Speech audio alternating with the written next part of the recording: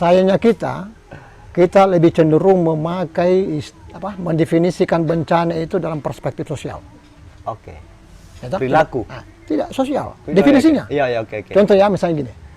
Definisi sosial, definisi bencana adalah adanya bencana alam mengakibatkan korban dan menimbulkan kerugian ekonomi. Oh iya. Definisi sosial. Iya, paham. Ya. Ya. Tapi apakah kemudian definisi ini cocok dengan definisi ekologi?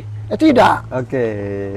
Definisi ekologi ketika terjadi bencana itu bukan bencana. Alam menyimbangkan dirinya. Oh. Alam menyembuhkan dirinya. Berarti dah.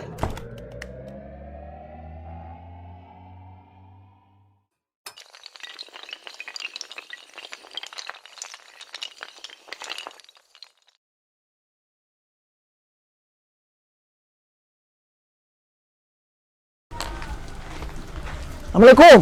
Salam Kak. Wan, aduh. Dari mana gini Kak? Alhamdulillah.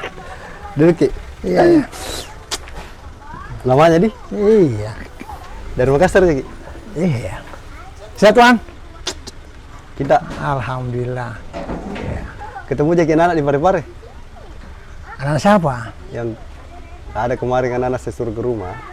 Oh iya. Ketemu. Iya. Katanya apa? Suwardi itu. Oh iya. Anak-anak progres. Saya bilang ada guru itu orang Pare. Rasanya jauh sekali kok kalau ke sini baru tidak ke sana toh. Iya. Tapi sehat gini Kak. Alhamdulillah. Iya. Kak, kita mau diskusi sebenarnya. Ya. Lebih ke ini kan lama juga tidak ketemu Ki ini. Sering ketemu tapi diskusinya agak jarang nih. Saya juga mau update pengetahuan, update informasi juga ini Kak soal gerakan-gerakan di Sulsel lah. Tetapi ada yang menarik menurut saya soal kita ini Kak, dan ini kan hampir tidak pernah saya tanyakan karena kan rasanya juga tidak enak. Tahun berapa itu Kak kita jadi direkturnya Walhi? Direktur Walhi tahun berapa di? Nggak salah tahun 2000 berapa? 2006 sampai 2009. Berarti masih mesin ketik Kak? Oh enggak. Sudah ada? Iya sudah ada laptop, tapi laptopnya yang tuh apa? Yang tebal-tebal gini tuh, yang portable tuh. Oh iya. Berarti generasi pertama dari komputer. Ya. Gitu. Kalau HP itu HP ini apa namanya? Yang masih sebatas telepon dengan SMS. Iya yang Nokia kemarin. Iya. Tapi kan sampai sekarang masih aktif Kak di beberapa NGO dan kegiatan pendampingan. Masih aktif malah. Sebenarnya Kak kalau dilihat ini kan beberapa teman-teman yang aktif di situ biasanya tingkat kemapanannya agak kurang ini Kak. Kalau kita bicara orang-orang yang terlibat seperti kita ini, orang-orang yang terlibat di kegiatan-kegiatan begitu, biasanya memang tingkat kemapanan kita itu agak rendah lah dibanding orang-orang. Nah, tapi betah kita di situ Kak.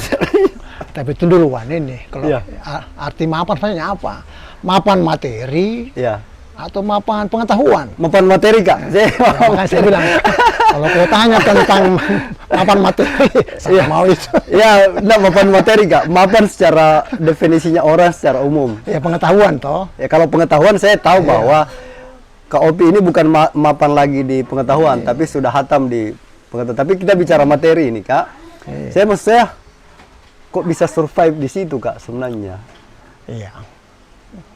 Begini Wan, ini kan bukan persoalan itu. Ini bukan persoalan apa namanya? Orang tidak bisa dinilai atau orang tidak bisa diukur bahwa kemapanan itu hanya sebatas materi maupun pengetahuan. Ya. Jadi dua hal ini sebenarnya tidak bisa dianu. Tidak bisa dalam artian didemarkasi demikian rupa, tapi kemudian kita harus tegas. Ya memang sih kalau memang kita lihat bahwa saya sekarang umurnya berapa? Sudah kepala 5. Iya. Kalau bicara tentang kemapanan materi, Saya masih naik motor. Ya itulah makanya saya bilang. Ini kok Saya dekat, Kak? kemana-mana pakai advokasi masih naik motor di mana-mana. Iya. Kadang-kadang juga karena profesi kita sekarang juga adalah advokat yang kemudian masuk ruang sidang kita masih panas-panasan masih bawa motor. Kayak gitu. Tapi bukan. Kalau kita bicara tentang nilai, kita bicara tentang ukuran, hidup itu apa sih sesungguhnya? Oke. Ya, Ya. itu manusia. Eh. Ya manusia kan pertama kita tidak hidup sendiri. Saya sederhana jiwa. Saya tidak mau terjebak sebenarnya dalam konsep antroposentrik. Antroposentrik itu bahwa semua yang ada di sekeliling kita ini, ya termasuk ini, kita punya tebing ini, gunung ini dan sebagainya, sungai ini. Itu.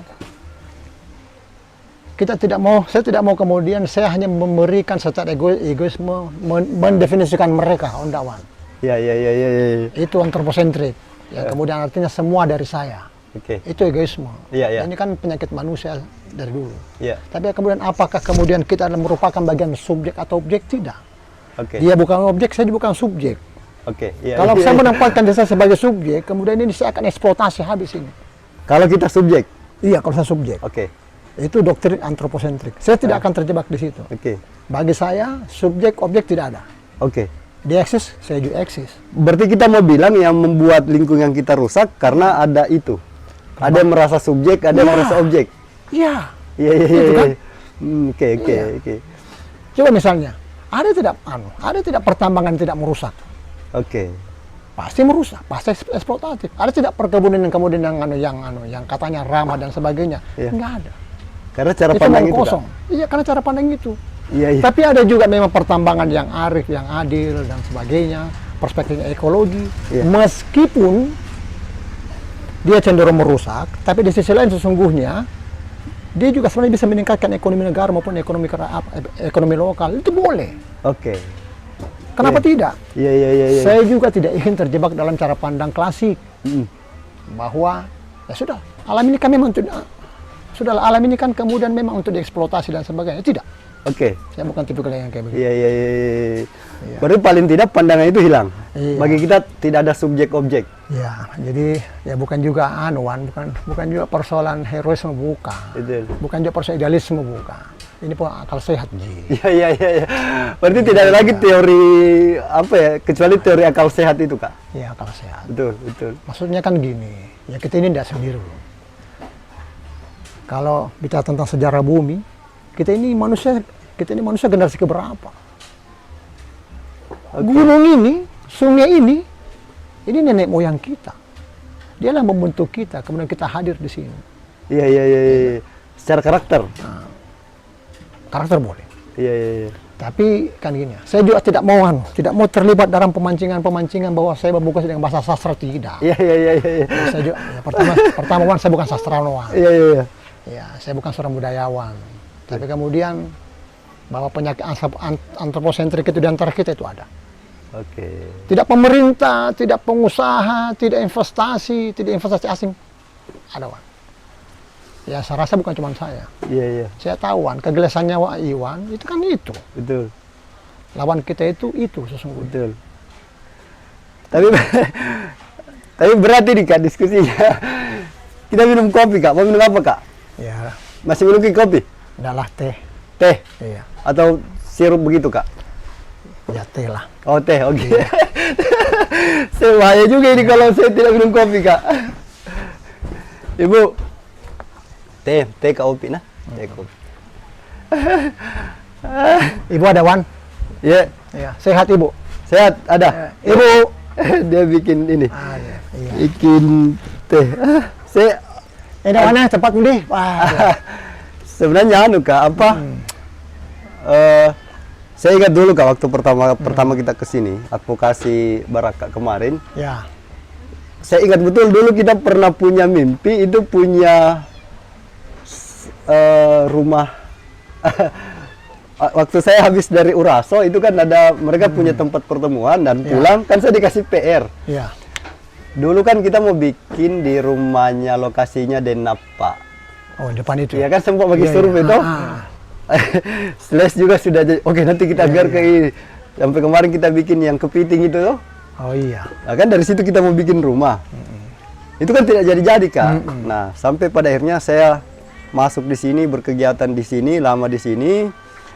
Kemudian saya sepakat tadi, makanya tadi saya bilang kalau pergerakan itu tidak dimulai dari ruang, tidak bisa. Nah, pertama kali saya masuk ke sini, itu kan masih main di jalan, ketemu orang di jalan. Ya. Saya bilang kayaknya harus punya tempat ini, harus punya tempat, dan saya bersyukur dikasih tempat di sini, bikinlah kita ini. Sebenarnya Kak itu untuk memenuhi janji saya kan di luar, hanya didesain sedikit menjadi warung kopi sebenarnya. Tapi kan sekarang masih aktif Kak toh? Masih. Tapi tidak capek itu Kak? Saya tidak tahu definisi capek itu apa. Iya. Kalau saya olahragawan, iya. Setelah saya olahraga itu capek. Iya. Kalau kerja advokasi kayak gini, saya tidak tahu apakah definisi capek itu cocok sesungguhnya, tapi bagi saya tidak. Tapi kalau lelah ya. Kalau iya, maksudnya untuk usia-usia orang seperti kita ini kan ya minimal sudah punya ruang. Maksudnya kita stay di rumah atau di mana, kemudian teman-teman datang diskusi ke kita. Tapi kan ini kan kita masih aktif di beberapa daerah, terakhir dengan teman-teman di Goa, di Malino. Susah, Wan. Saya tidak tahu ya, kalau definisi pekerjaan itu apa sih sesungguhnya. Kan kita tidak bisa kemudian mendefinisikan pekerjaan itu kan sebenarnya seperti kantoran apa dan sebagainya. Ya, kalau itu yang kita pakai, jadi petani itu bukan profesi, bukan pekerjaan. Kalau itu mau dipakai. Oke. Ya saya pikir ya sama. Saya mungkin seperti petani yang kemudian setiap hari kemudian kerja sawahnya, kerja ladangnya, dan sebagainya. Nelayan juga pagi-pagi sudah bangun kemudian pergi cari ikan. Ya, itu rutinitas itu saja. Nah, cuma memang ada kegelisahan, beda cara pandang petani dan nelayan. Kegelisahannya begini. Kadang-kadang saya lihat alam yang begitu indah, gunung yang begitu kokoh, yang masih hijau. Tiba-tiba dulunya dia menonjol ke atas, tiba-tiba langsung datar dan sebagainya. Gitu. Penebangan hutan di mana-mana. Ruang-ruang oksigen kemudian makin berkurang. Saya tidak tahu apakah ini tuntunan alam atau tuntunan yang bahasa agama, tuntunan ilahiyah. Tapi yang jelas itu munculan. Berarti yang mendorong kita ini kegelisahan. Apanya? Kegelisahan sebenarnya. Ide gagasan pasti kegelisahan, tidak mungkin. Iya. Tapi sebenarnya apa yang mau dicapai Kak itu? Ya, sederhana sih. Keadilan ekologi. Oke. Keadilan. Keadilan ekologi. Keadilan ekologi. Keadilan ruang lah kalau bahasa. Keadilan ruang, keadilan ekologi. Iya. Atau termasuk sebenarnya keadilan kemanusiaan dan sebagainya. Ini semua maknanya keadilan. Tapi kan KUP tidak boleh berjuang sendiri. Apanya? Iya pasti. Iya, harus. Ya, mungkin lah. Saya ingat bahasa Dewan. Ada bahasanya KUP, setiap orang itu harus bikin gerbong. Lalu kemudian membentuk menjadi kereta yang panjang. Tetapi saya selalu ingat dulu waktu saya di Uraso Kak, sering diskusi, kemudian waktu kita di rumahnya Mama Soma, saya selalu ingat itu teori kita soal negara. Soal negara adalah kontrak sosial. Itu bagaimana itu Kak? Kontrak sosial? Iya, negara adalah kontrak sosial. Panjang-panjang ini Wan. Iya. Penjelasannya kalau gitu. Anda kan gini. Apapun itu, pilihan-pilihan demokrasi oleh Bapak pendiri bangsa ini, itu memang memberikan mengadopsi satu teori. Teori ini kemudian yang bernama itu tadi, kontrak sosial. Kontrak sosial. Yang kemudian kita tahu kan gawangnya itu kan siapa? Yang penjaga gawangnya. Dia itu kan John Locke, Montesquieu dan J.J. Rousseau. Iya. Tapi apapun yang namanya kontrak sosial ini, kontrak sosial itu kan dia identik dengan tiga sistem tiga pilar. Tiga pilar negara. Eksekutif, legislatif, eksekutif dan legislatif. Ya betul. Apa inti dari semua ini? Dalam pemaknaan demokrasi ini adalah kedaulatan. Siapa kedaulatan itu? Adalah rakyat. Jadi demokrasi kita, bungkusan teknisnya, bungkusan nafasnya atau rohnya itu kontrak sosial.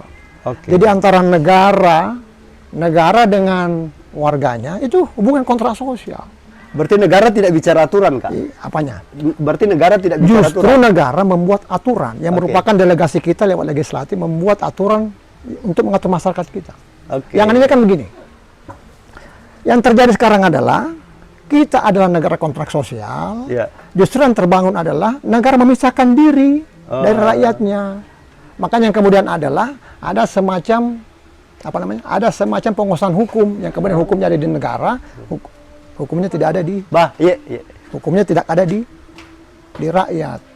Maka dari itu kemudian banyak tesis yang kemudian mengatakan ada pemisahan antara negara, rakyat dengan semacam pengusaha dan sebagainya. Bahkan militer juga eksis menjadi entitas tersendiri. Ini yang menjadi permasalahan kita. Berarti negara harusnya adalah kesepakatan. Ya kesepakatan. Apapun itu negara pasti organisasi, Wan. Siapa bilang negara bukan organisasi? Berarti negara harusnya tidak bicara atur dan diatur, Kak. Kenapa? Negara tidak bicara. Negara harus bicara atur dan mengatur, karena itu kan untuk mengatur orang semua. Untuk mengatur semua. Tapi dasar negara regulator pasti. Tapi dasar mengaturnya kesepakatan. Ya kesepakatan. Undang-undang itu kesepakatan. Itu kesepakatan semua. Ya. Sekarang gini ya. Kalau kita merujuk tadi pada pertanyaan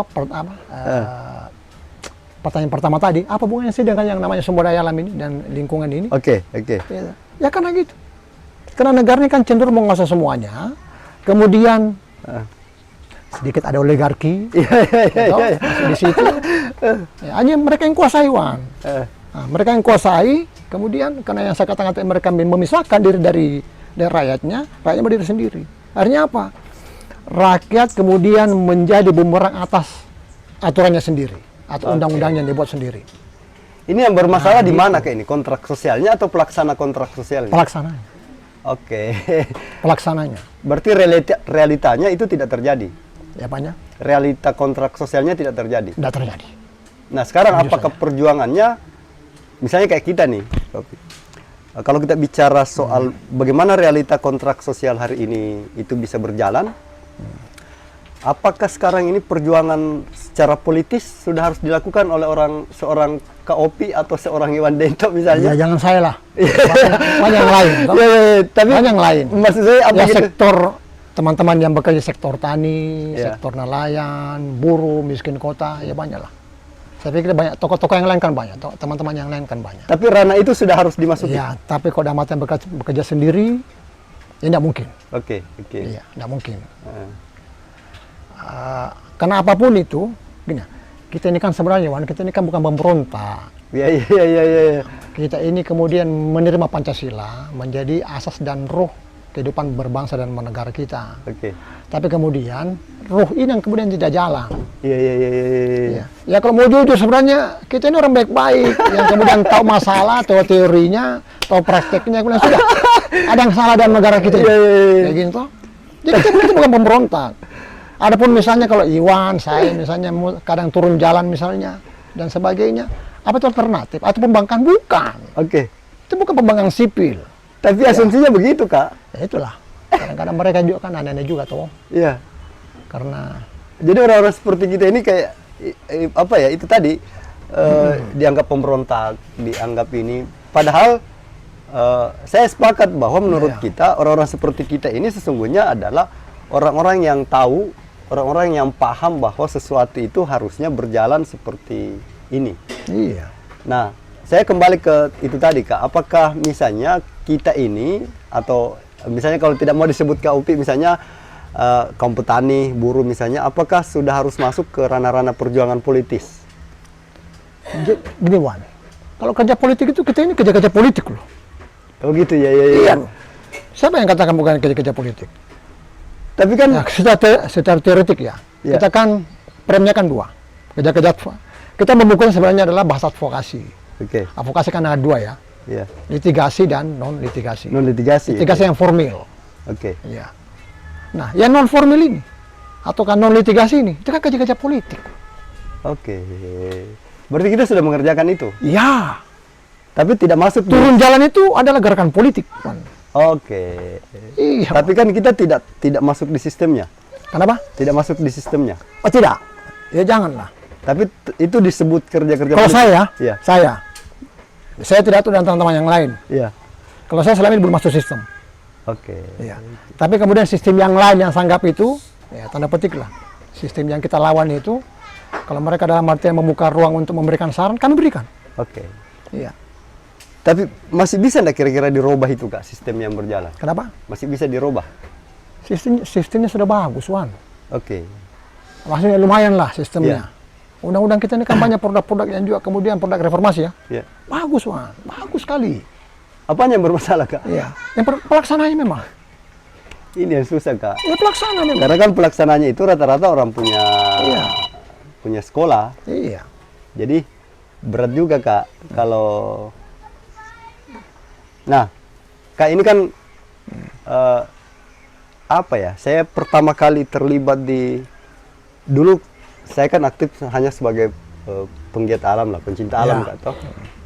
Saya tahu juga kita latar belakangnya dari situ Yes. sebenarnya. Pernah jadi pendaki, pernah jadi pemanjat tebing.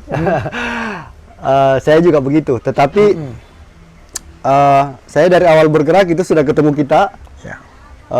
Banyak belajar dari kita soal advokasi pendampingan warga, dan yang menarik kan kita masih aktif sampai hari ini. Terakhir kan sebelum ke sini kita bilang bahwa ada teman-teman dari Goa yang lagi kita dampingi untuk urusan-urusan tanahnya mereka gitu kan. Sebenarnya apa kendala terbesar kita ini Kak dalam proses pendampingan itu? Kenapa ini kok seperti jalan di tempat ini? Ya.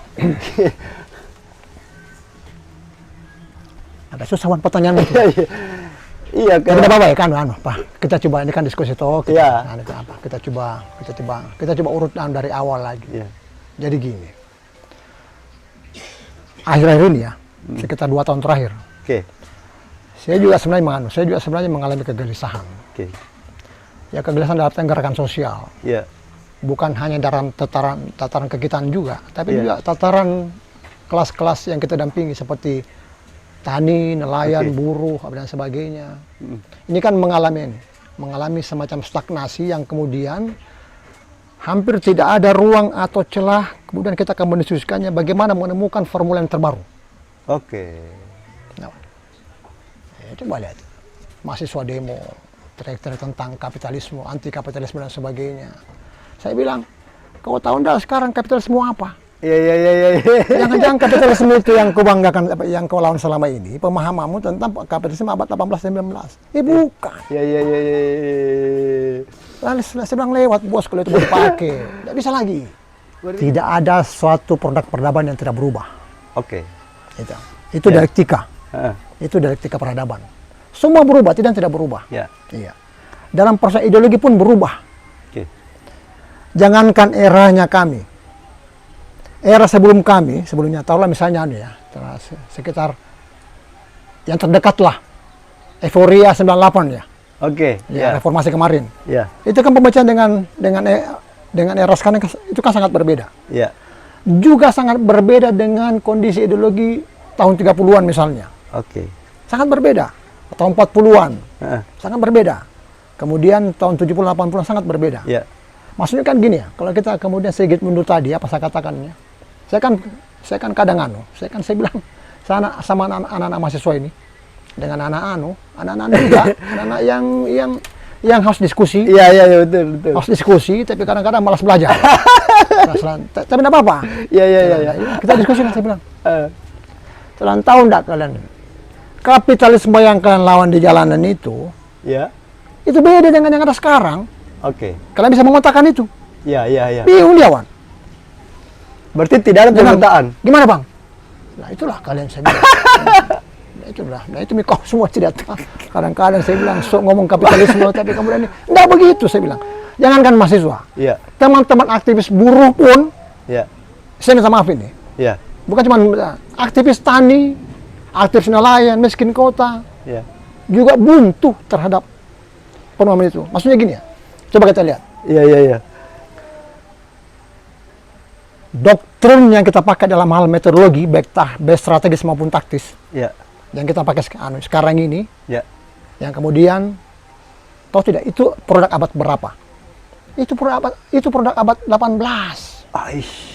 Dia kemudian kita pakai selama 100 tahun, hingga saya Iya. sudah masuk era 200 tahun. Iya. Sementara kapitalisme era digitalisme sekarang ini luar biasa. Wah. Iya. Iya. Saya mau tanya, isu yang terkecil saja, isu 4.0, bahkan Oke. Cina sekarang sudah melompat menjadi 5.0. Ya, oke. 5.0. Iya, iya. Gimana kalian melawannya? Mau pakai amunisi itu? Lewat kalian. Iya.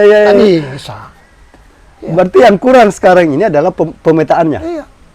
Satu, menganalisisnya.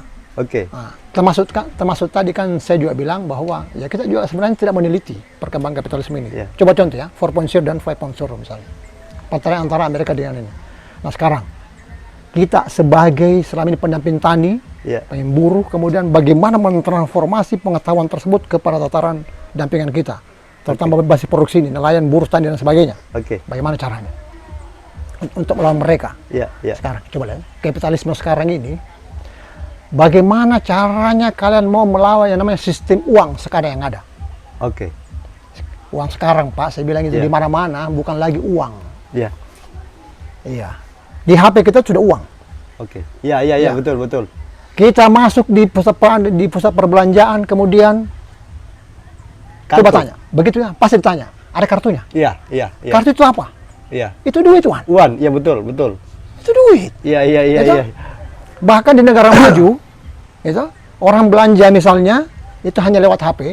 Dia sudah terkoneksi dengan rekeningnya di bank. Kemudian begitu mereka membayar, masuk begitu langsung HP kita langsung dimasukkan ke Iya. di kitanya. Tercatat langsung berkurang kita punya ini. Nah sekarang, kalau kita bicara tentang hal yang bersifat realitas atau Iya. realisme materi, Iya. sebenarnya disitulah salah satu penghancuran kaum tani. Kenapa? Tani. Iya. Iya. Bayangkan bagaimana mengukurnya yang beras 1 kilo, Hah? gitu banyak, Iya. beras 1 kilo, ataukah ikan sekilo, Iya. kemudian diukur dengan uang digital. Oke. Ada punya jawaban itu? Iya. Oh no. Berarti yang dominan adalah mereka agresif, Iya. tapi tidak punya strategi. Bukan tidak punya. Strateginya klasik, kolot, Klasik. Oh, kuno. sama dengan kita punya, mereka sudah punya HP Android dan kita masih pakai Iya. 5510 begitu. Nah, kalau ibarat perang dia pakai senjata satelit, Iya. kita masih pakai pata. Kita masih pakai tapa. Berarti memang yang Kita masih cocok, pakai panah. yang cocok melawan Belanda pakai bambu runcing itu zaman dulu, Kak. Iya. Sekarang sudah enggak, Iya. sudah tidak bisa. Tetapi saya sepakat tadi, Kak, yang kita bilang bahwa paling tidak mereka punya semangat. Mereka punya roh. Mereka punya keinginan untuk bergerak. Nah, itu bagaimana, Kak, membuat mereka tetap punya roh dalam gerakannya? Iya. Wan, semangat itu tidak akan muncul tanpa pengetahuan. Oke. Nggak mungkin. Iya. Kalau ada orang mati konyol, ya semangat doang. Iya. Yang setahu saya, kita jangan keliru ya. Semangat itu tidak lepas dari pengetahuan. Oke. Iya. Orang kenapa semangat, kenapa berani, ada mendasarinya. Apa mendasarinya? Paling tidak pemikiran. Oke. Iya. Kalau pemikiran seperti ini, yang kemudian peluangnya besar dan kemudian kenapa kita tidak bergerak? Oke. Misalnya. Yang problemnya adalah yang terjadi karena kita kekurangan pengetahuan. Oke. Itu. Iya. Karena kekurangan pengetahuan. Itu. Tugas Artinya, pengetahuan kelas menengah itu. Siapa dia? Mahasiswa. artinya rohnya gerakan di pengetahuan, Kak. Iya, pengetahuan. Edukasi pengetahuan. Kapitalisme itu pura pengetahuan. Jangan main-main. Betul. Dan hanya bisa dilawan dengan pengetahuan. Pengetahuan juga. Problemnya ada tidak kita sediakan perangkat pengetahuannya? Iya. Saya katakan konvensional tadi. Iya, betul. Lewat kita. Berarti memang agak berat ini, Kak, ya? Iya. Kalau dilihat sejarahnya Betul. bahwa memang sekarang ini pertarungannya Iya. di pengetahuan. Oh iya. Ada contohan gini. Iya. Yang paling nyata. Iya. Selanjutnya paling menyentuh sektor buruh. Oke.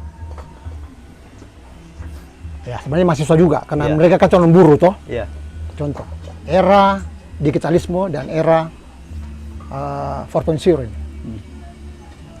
Di negara berkembang sekarang, Wan, pabrik itu sekarang ini itu sudah mulai mengganti dia punya tenaga kerja manusia menjadi tenaga kerja robotika. Nah, kalau dihitung semua. Waktu kemudian itu tertransfer ke Indonesia, dan ini kan mulai. Cina sudah mulai. Sudah mulai masuk Amerika dan sebagainya. Sudah mulai. Berapa buruh Indonesia yang kemudian yang terjadi pengangguran? Dan itu belum terbaca. Semua terbaca, tapi kemudian tidak punya amunisi yang kemudian bagaimana mengantisipasinya. Oke. Coba lihat berapa pengangguran yang akan lahir. Satu. Kedua, di tempat-tempat perbelanjaan yang saya bilang tadi itu, orang serba dikontrol dengan kamera. Yang kemudian kita akan belanja kemudian tidak perlu ini. Yang pencurian akan ketahuan. Berapa kemudian tentu banyak perempuan. Berapa kemudian yang akan jadi pengangguran. Petani menurut saya, itu kalau dulu kita masih mengenal ada yang namanya buruh kontrak. Maksudnya, petani kontrak, maksudnya kontrak dalam artian bukan buruh tani ya. Dia sudah punya tanah, dia sudah garap, mungkin kecil, kemudian saya punya tanah agak luas, saya minta bantu saya. Ini akan berkurang. Ini kan ada keterikatan sosial ini, yang kemudian ekonomi dan berbentuk pada keuntungan ekonomi masing-masing. Dengan masuknya yang nama digitalisasi, model robotika itu, tidak ada yang tersisa. Lahan pun, sawah pun, kemudian semuanya tergilas oleh robotika. Dan kita belum ada antisipasi untuk itu. Apa? Antisipasinya belum ada. Tanya ke saya atau ke pemerintah. Oh gitu, Maksudnya tanya kemana? Ke saya atau ke pemerintah. Kalau tanya ke saya belum ada. Oke. Saya tidak tahu pemerintah. Tapi itu ancaman, Kak? Apanya? Itu ancaman? Ya, depan mata. Depan mata, sekarang ini. Luar biasa. Masukan bagus nih. Jadi begini. Saya juga sejak awal saya katakan, kita ini bukan anti, terutama saya. Kita ini bukan anti perubahan. Ya kita sendiri menawarkan perubahan. Itu. Kita ini kan produk reformasi toh, 98. Apa reformasi kan perubahan. Artinya ada perkembangan zaman. Otoriterisme kita tolak karena dia tidak ikut perkembangan zaman. Nah sekarang, setelah reformasi, kemudian kita dihantam oleh yang namanya 4.0, yang merupakan produk kapitalisme. Bukan dalam artian kita anti dengan yang namanya perkembangan maupun perubahan itu, tidak. Atau teknologi. Siapa yang katakan kemudian petani tidak butuh teknologi? Siapa kemudian yang namanya nelayan tidak butuh teknologi? Semua kita butuh. Problemnya adalah apakah teknologi ini dia tepat sasaran atau tidak? Nah, kita lihat dulu. Teknologi hanya alat. Alat ini apakah dia bisa bekerja kemudian tanpa sektor realnya? Apa sektor real itu? SDA. Itu? Kayak gitu. Masalahnya adalah teknologi ini digunakan oleh siapa? Dia digunakan oleh kelompok siapa? Sementara sini ada rakyat. Teknologi yang digunakan oleh kelompok mereka, kemudian ini yang kemudian mencaplok sumber daya alam. Kemudian kita dapat apa? Di sini yang saya katakan tadi, hadirnya negara di mana sebagai kontrak sosial yang tadi. Harusnya teknologi ini ditransformasi ke rakyatnya. Dalam mengolah sumber daya alam. Contoh gini. Yang apa sih misalnya kalau kita bicara tentang yang namanya Kars ini, kenapa diserahkan kepada investasi tambang misalnya? Kenapa tidak ke masyarakat? Bukan masyarakat, langsung ke korporasinya, BUMDes.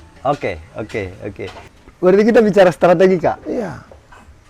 Belum sebenarnya sesungguhnya. Ini baru pemetaan, Wan. Pemetaan.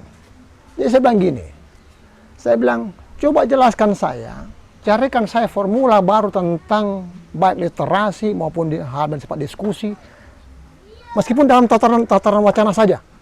Ada tidak katarsis baru atau teori baru yang kemudian yang Anda pakai sekarang ini itu menjadi rujukan bahwa ini menjadi frame gerakan sosial kita? Ada tidak? Nah, dia biar satu. Buruh saya tanya, ada? Tani, nggak ada juga. Nelayan, apalagi? Mahasiswa, lebih-lebih. Mahasiswa kita kan enggak. Mahasiswa kita kan sekarang apa ya? Bukan juga stagnasi, bukan juga jalan di tempat, bukan juga tidak maju-maju. Tapi memang kalau dikatakan bahwa dia turbulensi pengetahuan, maksudnya turun. Saya juga melihat itu, Kak, sebenarnya. Ini kok maksudnya orang-orang seperti kita ini kan harusnya sudah tergenerasi. Paling tidak separuh kegelisahan tak. Kalau dilihat dari riwayat pendampingan ini kan cukup lama. Paling tidak separuh kegelisahan itu sudah terselesaikan lah, gitu kan. Tetapi kan saya melihat bahwa semakin ke belakang hampir persoalan itu berulang.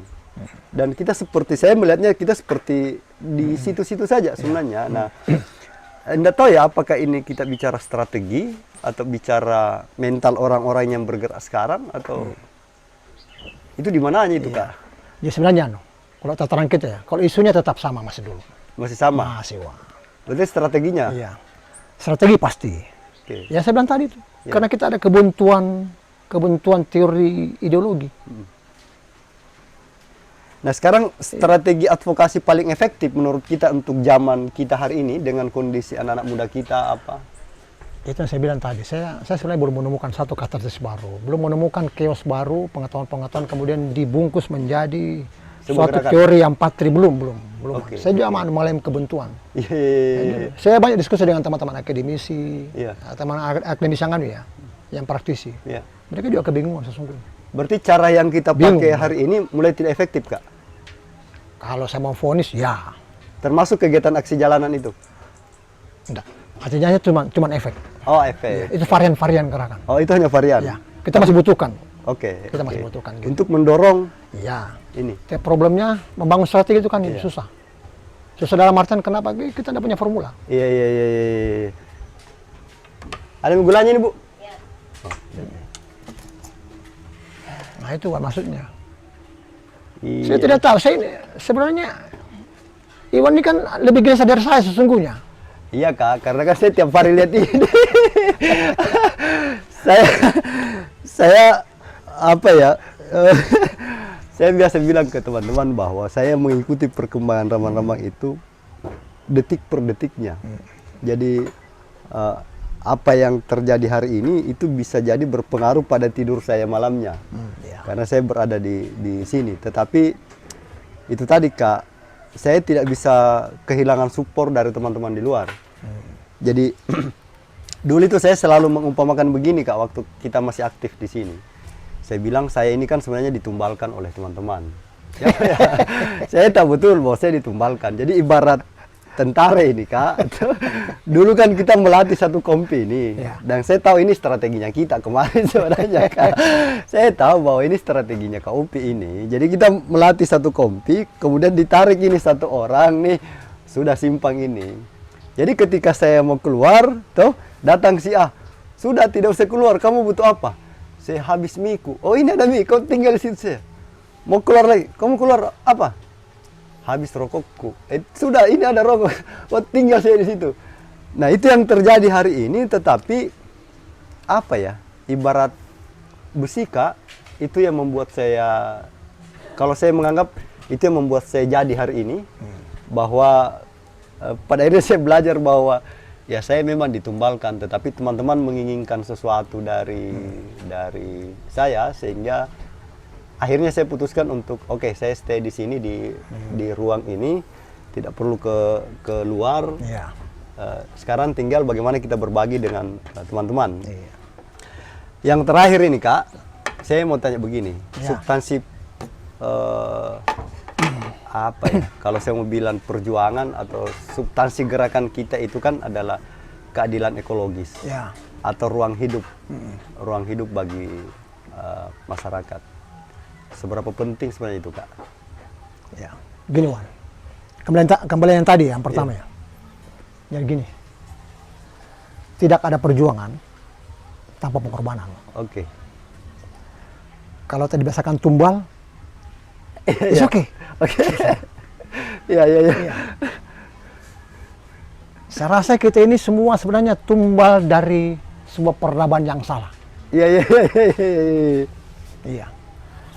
Oke. Kita ini tumbal semua dari sebuah sistem yang kacau. Oke.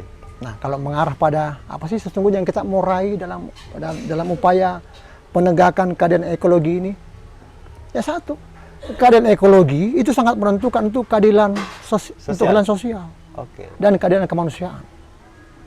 Iya. Hancurnya alam kita itu menentukan ke depan bagaimana modal dan produk sosial kita. Oke. Iya. Ya, coba hancurkan ini. Hancurkan semua dengan ini, dengan tambang-tambang semen. Produk budayanya berubah. Iya, pasti. Oke. Produk budaya dan kualitas hidup berubah. Iya, sosial, budaya, ekonomi, Oke. bahkan tindakan-tindakan politik pasti berubah. Yang paling pokok adalah hilangnya keseimbangan ekologi yang mengakibatkan semua menjadi tidak seimbang. Tapi betul. Ada contoh sedikit, Wan, ya. Iya. Tahu tidak itu bicara tentang definisi bencana. Iya.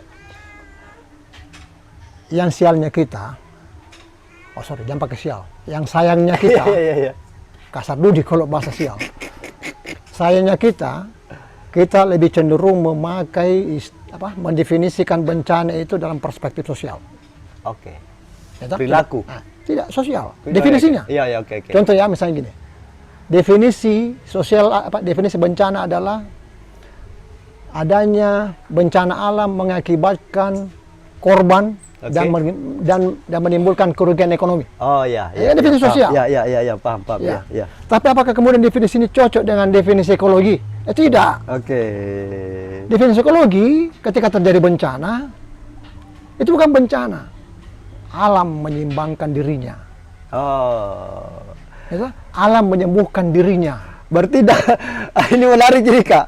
Iya, toh? Karena dalam teori sosial kejadian di alam itu disebut bencana. Iya. Tetapi kalau dalam konteks Teks ekologi itu pemulihan. Itu pemulihan. Iya. Keseimbangan. Iya. Jadi ada sesuatu yang dia perbaiki. Dirinya kan sakit. Coba. Oke, iya. Gunung Iwan. Iya. Coba tebang di bawahnya. Oke. Habis anunya. Coba habisi pohonnya. Oke. Apa yang terjadi? Iya, erosi. Apa itu erosi? Iya. Keseimbangan. Toh. Dia menyeimbangkan dirinya. Oke. Iya. Ini menurut saya apa ya? Kadang-kadang itu tadi.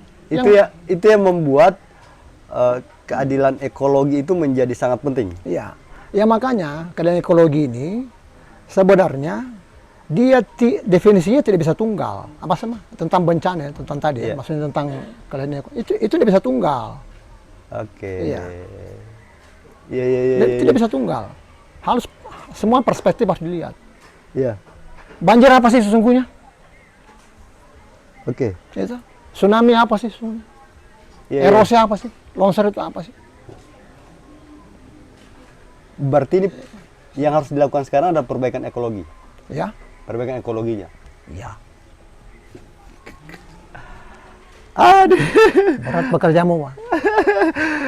Sama yang pernah disampaikan Ibu. Saya pernah satu forum Kak sama Ibu Suraida, istrinya W.S. Rendra. Oh ya. Ya, satu forum diskusi soal gambar-gambar prasejarah. Dan persis yang kita bilang tadi, dia bilang begini ke saya. Dia sambil rangkul saya, dia bilang begini, berat pekerjaanmu. Maksud saya, berat pekerjaanmu ini. Kenapa begitu? Dia bilang berat. Nah, ternyata saya paham bahwa ternyata substansinya di situ. Ya. Nah, Kak, penutup saya adalah yang kita lakukan ini kan sebenarnya menurut saya baik, Kak. Karena membuat masyarakat, petani, buruh, orang miskin itu menjadi paham. Cerdas lah membuat. Jadi kalau kemarin bahasanya di luar di Mama Somai itu dia bilang, jangan lihat petaninya, tapi lihat gurunya. Siapa yang mengajari mereka untuk bisa kan gitu toh. Sebenarnya toh. Tetapi kenapa sepertinya tidak cocok dengan pemerintah ini upaya mencerdaskan masyarakat ini? Ya kan begini, setahu saya, Yeah. pemerintah itu sebenarnya pemerintah itu kita tidak bisa kemudian memframingnya bahwa pemerintah itu secara keseluruhan itu bobrok. Iya, Tidak. betul saya sepakat, Kak. Pemerintah itu adalah alat kita. Oke. Ya, itu yang kemudian kita gaji dan sedemikian rupa yang kemudian dia bekerja untuk kita. Oke, Dia pelayan iya, kita. iya. Tapi sesungguhnya di pemerintah kita ini atau dalam artian organisasinya ya, Iya. namanya negara, ini yang kemudian terjadi tarik menarik politik. Iya. Tarik menarik politik ini yang cenderung yang kemudian bermain pada wilayah tarik menarik ini kan ada 3 sesungguhnya, Wan. Iya. Negaranya konsepnya. Ada negara yang harus jadi regulator. Oke. Tapi di sisi lain kemudian ada rakyat berdiri sendiri, itu yang kemudian yang kita kategorikan sebagai masyarakat basis produksi, petani, nelayan, buruh dan sebagainya. Nah, kemudian ada namanya pengemban, atau dalam artian ada pemodal.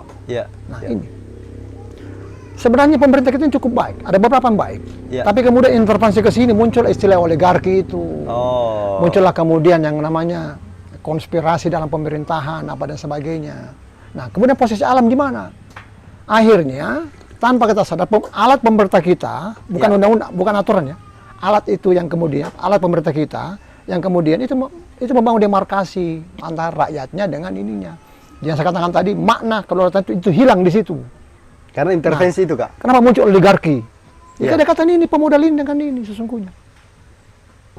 Berarti kalau mau memperbaiki kita punya negara, itu meminimalisir intervensi ke pemerintah, Kak.